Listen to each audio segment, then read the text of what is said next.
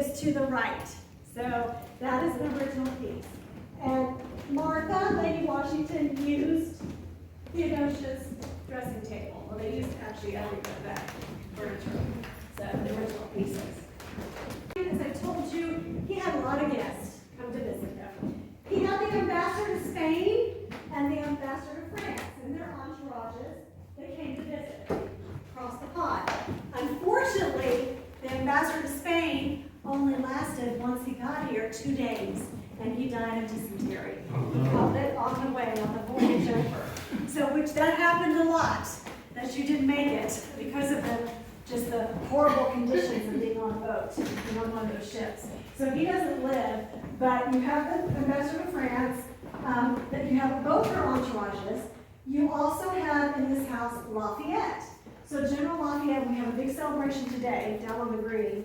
They had a parade, I think, at 1:30, where, because Lafayette was in France, and he came back in April to deliver good news to George Washington that the French were backing us up again. They were all in. They're all in. They're going to give us more ammunition, more men, and they're sending their fleet over as he spoke to Washington.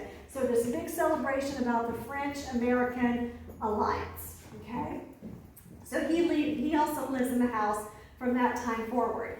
The generals never lived in the house that Washington rented up until Lafayette here at Morristown.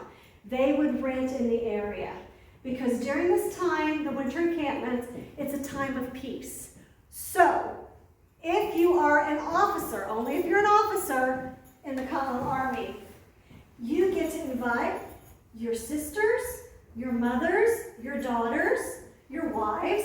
They can come. It's not like the military of today, okay? So, but you can come. And all armies did this. The British also as well. On that side, in winter encampment, they were all having their wives and sisters and everyone come to visit with them because it's a time of peace. So, they would rent in the area. Lafayette is here. Benedict Arnold is here.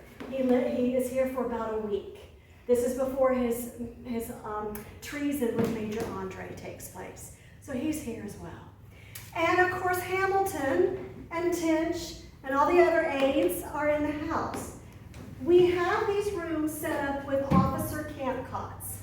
If you were commissioned to go into the Army as an officer, you were given a camp cot. That is what it looks like folded up. They were really only supposed to be used during the campaign season because they're cots. You fold them up, you put them on the wagon, you move to the next location, right? But because it's so crowded, and Hamilton said, hey, wherever you can find a place to lay your head, they're in the attic, they're in the hallways, they're everywhere in this house. He and the aides brought in their camp cots, and they had their camp cots in the house. That's why we staged these with the camp cots. There is an original in this house. The one without any bedding or a canopy on it is an original Continental Officer camp cot. Came to us from a family in Princeton. Ropes and watch your toes. Funny, isn't it? Yeah.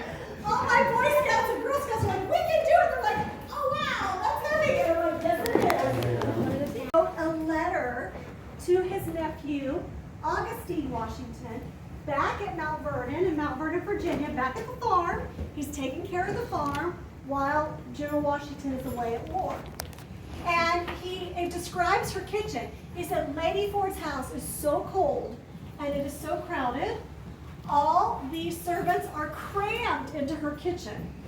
And because it's an enormous place in the house. By the way, you never let your heart go out. I'm not a colonial cook. I actually help one of our colonial cooks down at Washington Crossing on the doll. So again, you just keep it unfinished because you're putting all your money into the rooms that they're going to sleep in or dine in or stay in, right? So this is Mrs. Ford's pantry over here. And we know Nathaniel Green, he told her, he said, you know, lady, keep your supplies, keep all your provisions in your pantry. We'll keep ours in the cellar. So they kept them separate.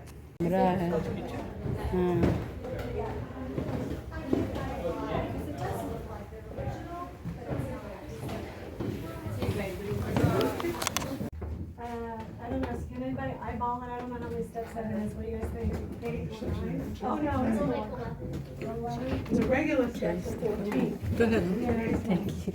Well, these would be about 14, because it's the same level. Two huts that were built. The larger one was right outside. That door leads out. That's the door that leads out to the outside. And there was a big hut back there. She said, separate the staff. Give Mrs. Ford her kitchen back with her staff, her cook. We will have our servants, our cooks in that makeshift hut, okay? And we'll keep them separated from each other. 운동은 뭐 다치적인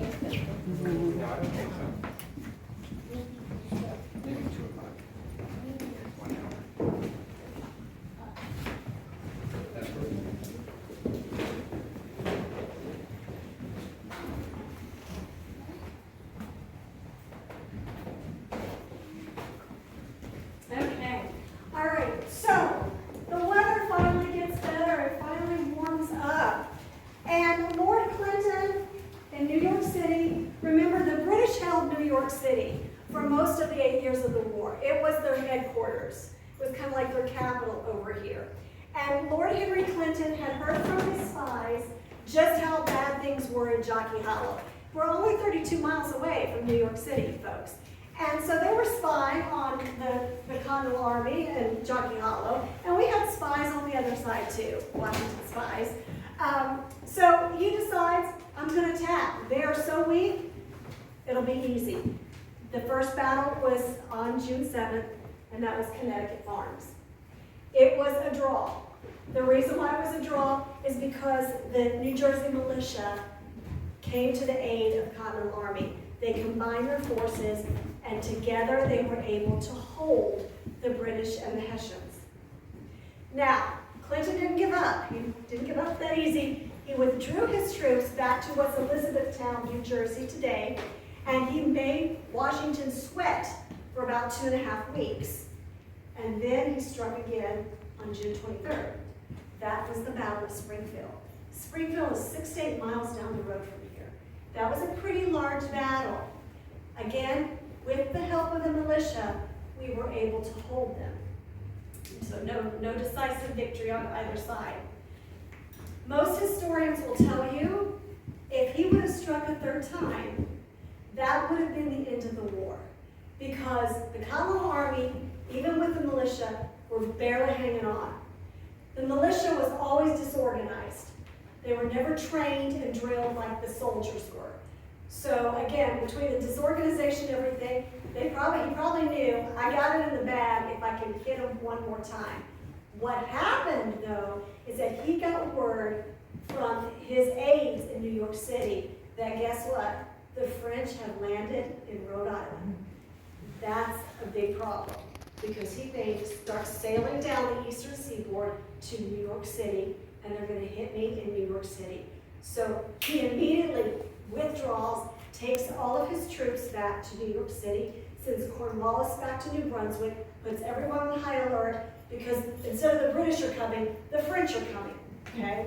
So, and that's what Lafayette had told him when he came back in April. Hey, they're coming over. They're bringing reinforcements to us to aid us in our cause for the revolution. So that was the withdrawal. Springfield was the last major battle in the Northern Theater. Now Washington, around the 27th of June, will move his troops out of Morristown and start heading south. Everything else now happens in the Southern Theater. Cowpens, Guilford's Courthouse, and then ultimately Yorktown.